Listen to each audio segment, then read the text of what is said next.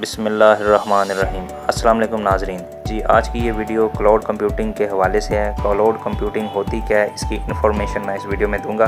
तो इसको Carol Robert टिकलिडर ने 1960 में इसको इन्वेंट किया था अपने प्रोजेक्ट पे काम करते हुए। तो इसका सादे लफ्ज़ों में मतलब है कि आप डाटे को स्टोर कर सकते हैं और सही हासिल कर सकते हैं इंटरनेट के ऊपर विदाउट हार्डवेयर।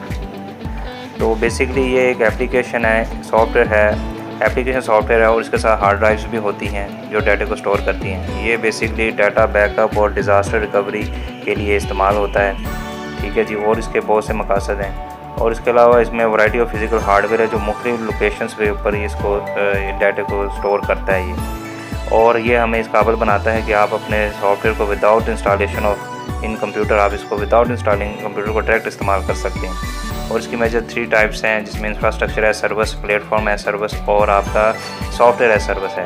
इसके कुछ फ़ायदे हैं जिसमें फ़ाइल स्टोरेज, फाइल शेयरिंग और बैकअप डाटा इसमें सबसे बड़े इसके बेनिफिट्स हैं। और इसके कुछ डिसएडवांटेज हैं जिसमें आपको इंटरनेट कनेक्शन दरकार है, इसमें लागत बहुत ज़्यादा आती है और हार्ड ड्राइव्स भी इसमें इन्वॉल्व होती हैं। ये इंडस्ट्रियल ऑर्गेनाइजेशन में इसका बहुत ज़्यादा इस्तेमाल है। माइक्रोसॉफ्ट और उसके अलावा अमेज़ॉन कंपनी जो इसकी सर्विसेज दे रही हैं। एंड्रॉयड में गूगल ड्राइव और ड्रॉप बॉक्स इसकी एग्जांपल्स हैं, ठीक है जी। वीडियो पसंद आए तो प्लीज़ लाइक एंड सब्सक्राइब कीजिए।